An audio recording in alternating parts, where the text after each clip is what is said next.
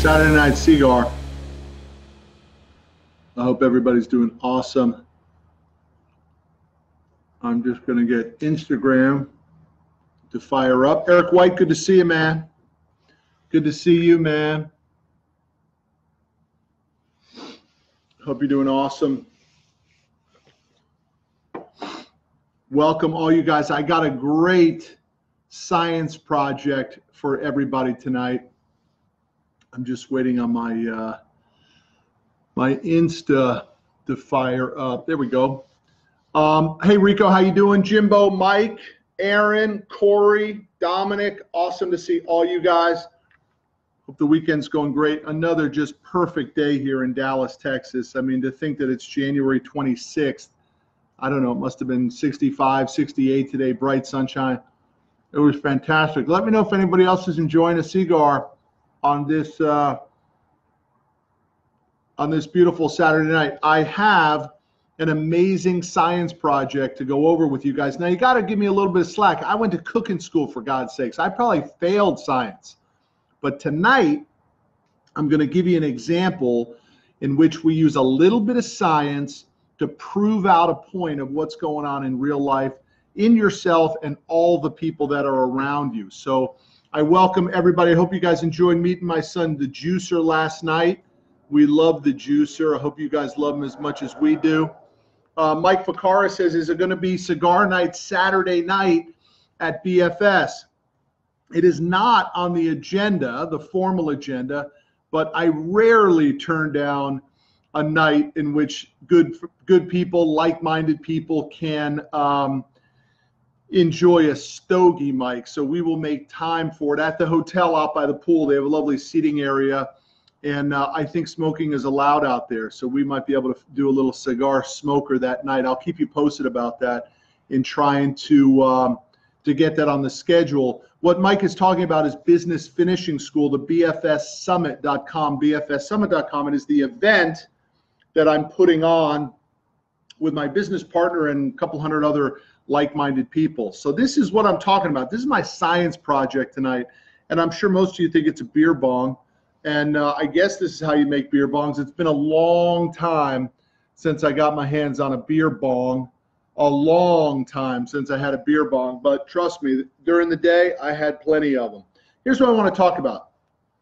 I'm going to use this as an example. I'm going to take these stoppers out here for a second, and you guys are going to begin to see my science project. I want you to look at both sides of this tube as if it's any aspect of your life, whether it's your business, whether it's your health, whether it's your money situation, whether it's your relationships, whether it's your employees. It really doesn't matter. It doesn't matter what the push or the pull is. What I want you to focus on is what happens to the water in the middle. That's really what I want you to focus on. So stay with me for a second. Watch what happens to the water. Let's just say that I, as a manager or as a leader, I really begin to pull on the organization, right? And I just begin, as we call in Business Finishing School, Superman. I mean, I just become this tyrant of a leader. What happened to the water line, right? Look at where I am up top here, and look at what happened to the water line. I think we would all agree that the water line stayed perfectly stable, because the water line in tonight's example represents human nature. It represents our desire, our wish, our requirement, our innate DNA requirement for equilibrium. And let's use the term comfort, right? We don't want to be uncomfortable. We want to be totally and completely uncomfortable. Regardless of what the pull is, watch the pull happen. Water line going almost nowhere. Watch the push, the water line going virtually nowhere. What you're seeing here is our cell requirement that we have total comfort in our lives. So I want you to think about this. The water line represents your employees in your office, okay? And you want the best for them, right? You want them to give you everything you possibly can get out of them and everything they can give. So you just begin to pull and pull and pull. And what do? They're like, dude, I don't want to pull. I don't want to pull. I want to stay comfortable. I don't want to do what you want me to do. I don't want to go where you want me to go, boss. I want to stay in my comfort zone. I don't care how much you pull, boss. I'm going to stay in my comfort zone, my equilibrium, where it's safe. What you're looking at here in this example is what happens in our worlds. Everything that we are surrounded by, including our own mind, is caught in between this push and this pull and this desire for equilibrium. Allow me to give you another example. In our physical fitness journeys, right? Apropos for me, I'm trying to lose 50 pounds on my 50th birthday. There's no chance I'll miss, by the way. I know that I have to pull. I got to get to the gym. I got to eat right. But look at what's happening to my water level, to my comfort level. You know what it's doing? It's saying, I don't want to do that stuff, man. Don't do that to me. I'm not interested in you. In fact, the body even says through dieting, I don't care how hard you pull. I'm going to do my best to stay right where it is. I'm going to keep my fat.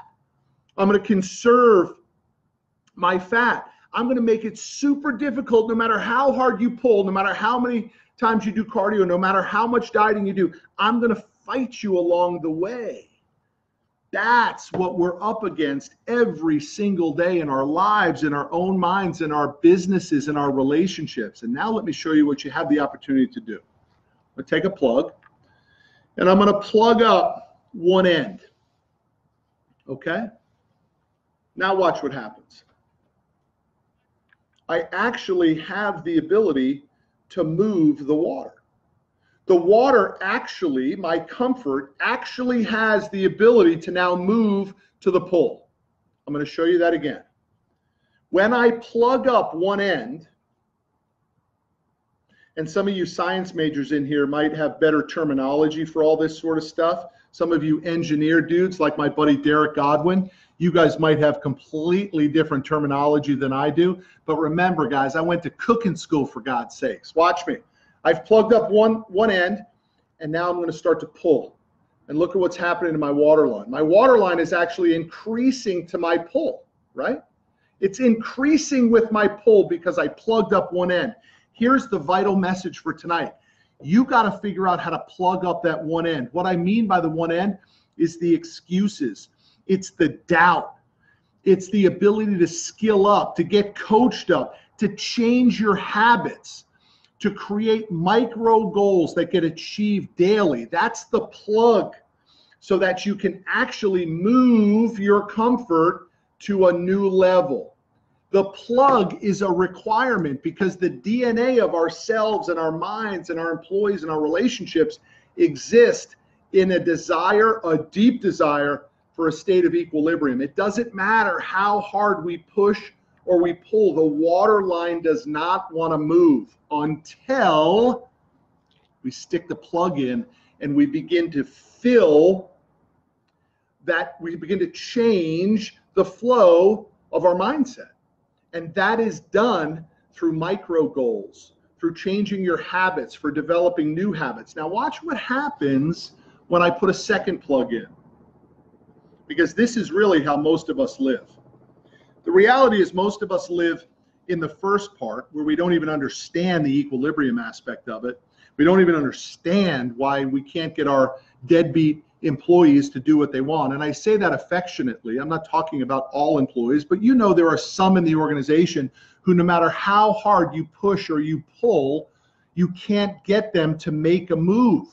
They stay where they are. Now watch what happens. I put two plugs in, right? And watch it. It's a mess. It really doesn't go anywhere. And even if it goes there for just a little while, watch what happens. I got to get back to equilibrium.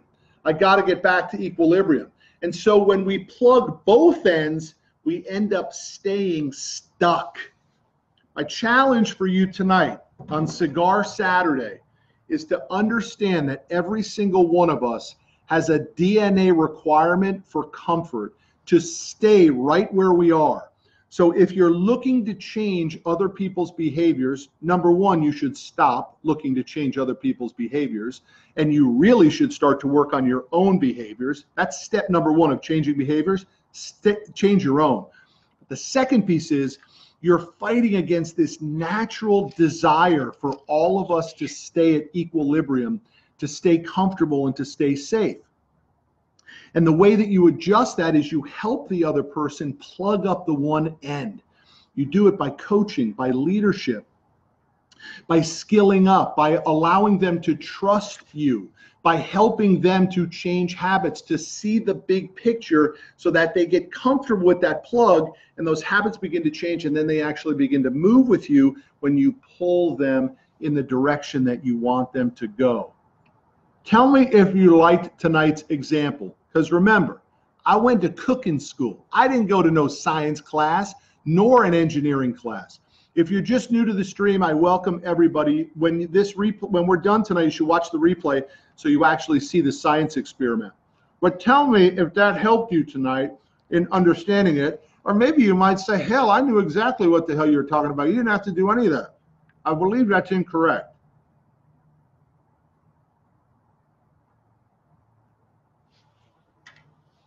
Even if you said that, I would disagree with you, because my buddy Derek Godwin said you can't push a rope. I love it. In my office, I say,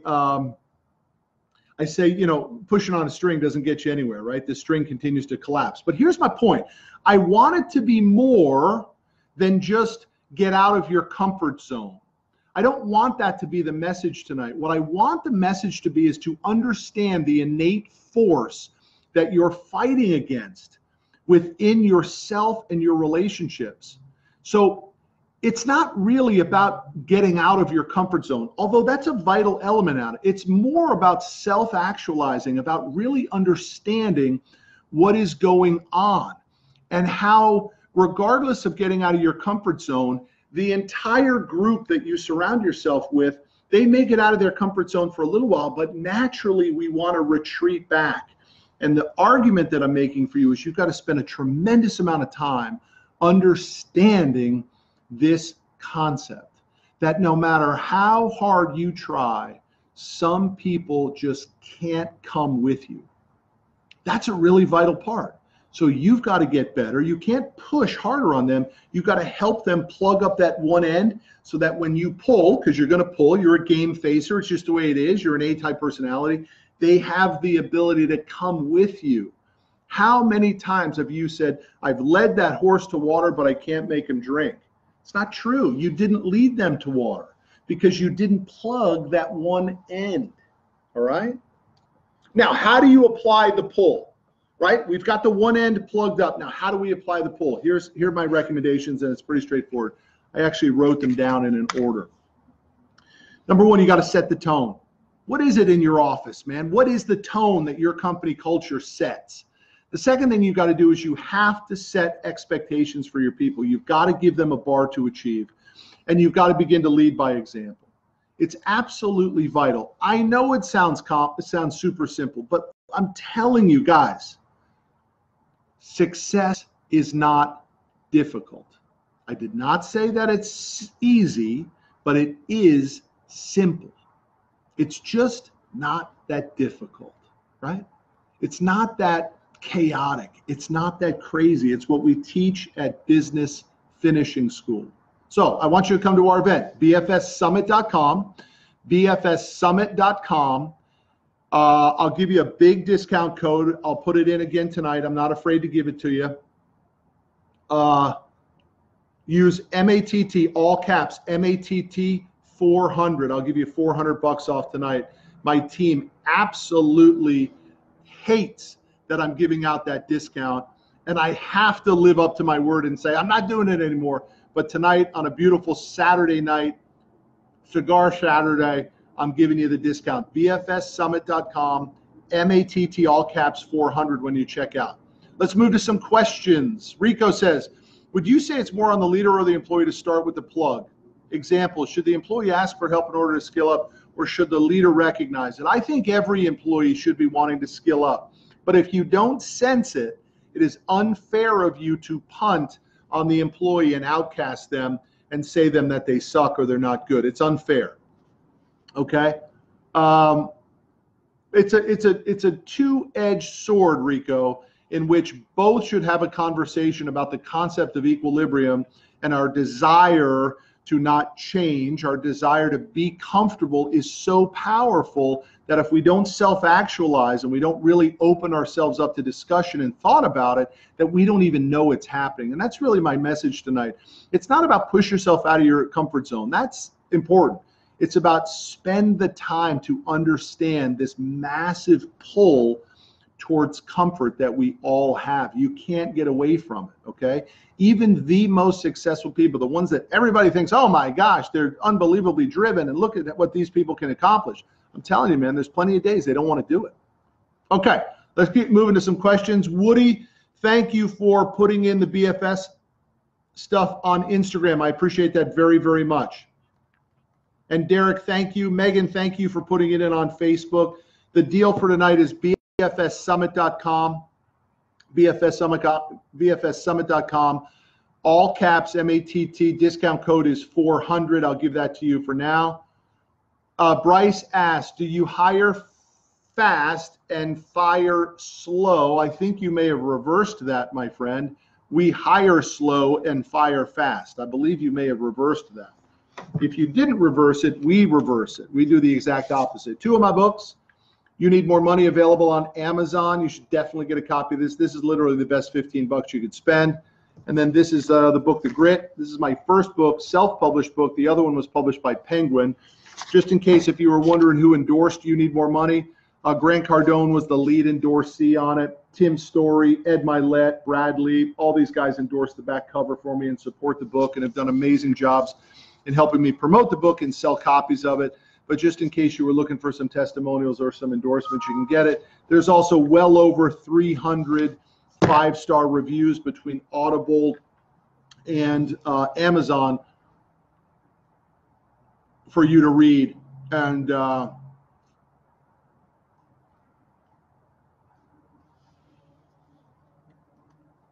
double check. But the reality is, let me tell you something. If you're really worried about spending 15 bucks, shame on you, man. You should probably just tune out right now. All right, let's keep rocking and roll. How's my 50 by 50 going? Great question. I was 276 today. That leaves me with 11 pounds to go. My birthday is February 28th, so I have about a month to lose 11 pounds. I'm in a race to the finish now. What I mean by that is absolutely no deviation from the eating plan. I'd really like to get there in the next 10 to 14 days. I'm in a race to the finish. I'm not limping in. I want to get there. And I think it's, I can see the finish line, so I want to get there. In fact, the only thing that's beginning to happen is I'm beginning to question myself and say, why didn't I go for a bigger number, right? Why did I only pick 50? One of the guys in my office, I love the guy, Tim, in my office, just recently did a 50K endurance race, a trail endurance race. So 50K, anybody who does those races, you can help me with the math. I think it's 32 miles. It took him 6.5 hours. And he tells this amazing story that during the race, there was a fork in the road in which if you were doing the 50K, you went this way. And if you were doing the 100K, you went this way.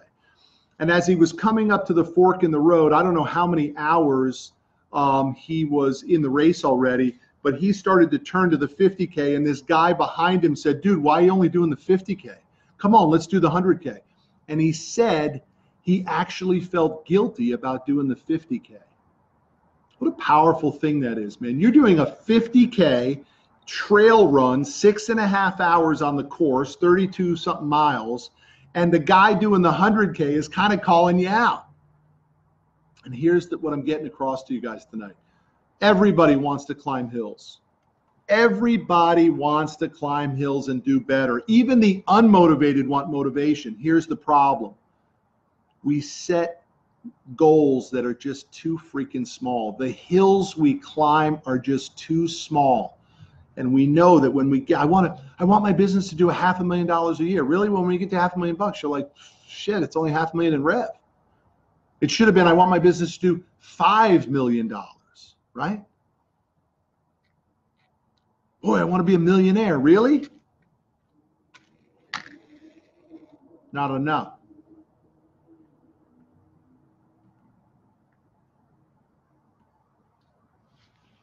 Set them big, folks. Big, hairy, audacious goals. Bigger hills, because you will climb the hill. You have it in your DNA. You will climb the hill. The challenge is the hill that you're climbing is just simply too small. And unfortunately, the only time you realize that is when you get to the top of the hill and you're like, man, I busted my ass. I probably could have done 2 or 3 or 4 times. And so the question was, how am I doing on my 50 by 50? I'm doing great. Thank you for asking. I'm going to hit it. But I'm starting to say to myself, why didn't I go bigger on this one? And I actually will. I mean, there's no question that I'll continue with it. But I just say to myself, man, why didn't I go 250 by 50, right? Which would have been a 65% pound weight loss versus a 50-pound weight loss. And I know I did it. 50 by 50 just sounded good, but I should have gone bigger. That was the mistake.